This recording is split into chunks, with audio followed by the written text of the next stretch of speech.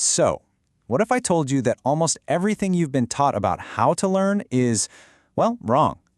We're about to dive into a completely different approach, one that could seriously change everything for you. Let's get into it. I want you to really think about this for a second. All those hours you've put in, the late nights, the highlighting, just the pure brute force effort. What if the very methods you've been taught to trust are actually the things holding you back?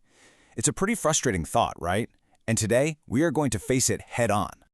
You know, this whole idea is perfectly summed up in the story of Mochizuki Toshiaki. I mean, this is incredible. He spent 2 decades and, a fortune, nearly $500,000, trying to make it in business and real estate.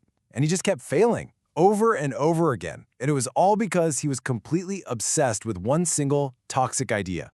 And that right there is our first big myth to bust, the perfection trap. The author's entire life only turned around when he finally learned to let go of trying to get everything perfect right from the start. So instead, he came up with a new philosophy he calls completionism. And it's super simple. The goal isn't to be flawless, the goal is just to finish. It sounds almost too easy, but this little mental shift is the foundation for everything else we're going to talk about. The new rule is get it done first, then you can worry about getting it right. And check out how powerful this idea is in practice. Instead of getting stuck trying to perfect the first 20%, you just push through to a good enough 50% version. Now you've got something real to work with. Then look at step 2. You just improve half of what's left. Boom, you're at 75%. Do it again, you're at 87.5%. See the pattern?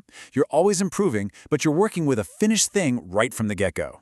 It's just a much, much smarter way to get to excellence. All right, let's get into our next kind of backwards idea. You know, our whole lives we're trained to celebrate the green check marks and feel embarrassed by the red X's. But what if we've had that completely wrong this whole time? Okay, this is a huge one, and it comes straight from neuroscience. Our brains don't really bother to update themselves when everything goes according to plan. Why would they? Learning only kicks in. Actually forging new neural pathways when an outcome doesn't match what we expected. In other words, when we screw up. Mistakes aren't the end of learning, they're the starting gun. So let's look at a wild study from 2009 that shows this in action. Researchers split people into 2 groups. They made Group A take a test on a subject they hadn't even read about yet, basically guaranteeing they'd get a ton of it wrong. Meanwhile, Group B got that same amount of time to just study like normal. So, on the final exam, who do you think did better? The results were pretty mind-blowing, as you can see. The group that took the pretest, the ones who failed up front, they scored a full 20% higher than the group that just got extra study time. But why? Because failing primed their brains. It created little hooks and questions in their minds that they needed answers to. Getting it wrong first actually helped them learn it right in the end. Okay, next up, let's talk about one of the most common study habits on the planet. One that really feels like you're being productive, but is actually one of the worst ways to learn. I'm talking about rereading your notes over and over and over again. You see, rereading feels good because the words start to look familiar. But here's the trap. Familiarity is not the same thing as knowing. Active recall is the total opposite. It's hard. It's forcing your brain to drag that information out of storage with 0 clues. It's literally a workout for your memory, and it is insanely effective. How effective are we talking? Well, a study at Tufts University in 2016 compared students who reread material with students who practiced active recall. When they were both put under stressful test conditions, the recall group performed a staggering 50% better. Think about that. Rereading makes you feel comfortable. Recalling actually delivers when the pressure's on. So how do you actually do it? It's beautifully simple. Just read the material one time through. That's it. Then close the book and write down or say out loud everything you can possibly remember. And yeah, it's going to be a struggle. That struggle is the whole point. And finally, open the book back up and check what you missed. I'm telling you, doing this once is more powerful than rereading a chapter 10 times. We all love those stories of incredible grit and pure willpower, right? We're always told to just push through, just try harder. But what if that's not the best way to succeed? What if we're actually fighting the wrong battle? Here's the big insight. Stop trying to rely on your willpower because it's a limited resource. Instead, change your environment to make the habits you want the default easy option.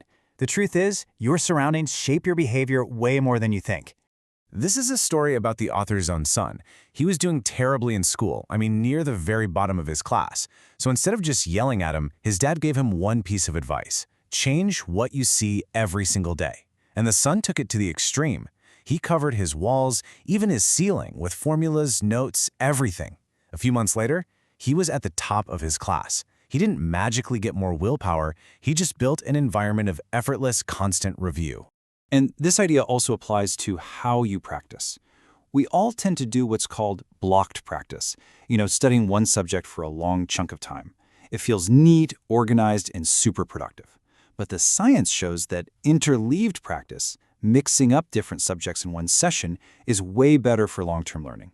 It feels chaotic and difficult, sure, but that mess forces your brain to work harder to spot patterns and solutions, which is exactly what you have to do in the real world.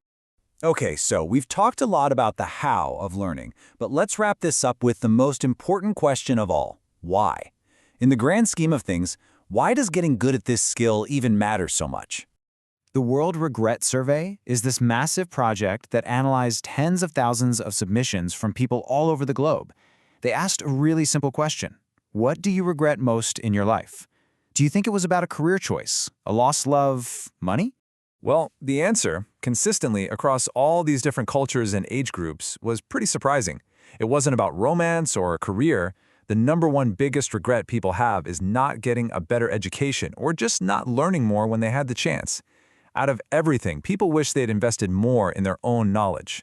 And that's because, when you get right down to it, learning isn't really about passing a test or getting a degree. It's the ultimate tool for solving life's problems. It's what gives you options. It builds resilience. It's the engine of growth. And it's the one investment that keeps paying off your entire life, protecting you from ever having to say that awful phrase, "If only I'd known." So the real question isn't just about what you've learned here today, but what you're going to do with it. Are you going to start embracing your mistakes? Are you going to practice recalling instead of just rereading? Think about it. What is the one single thing you're going to change starting today?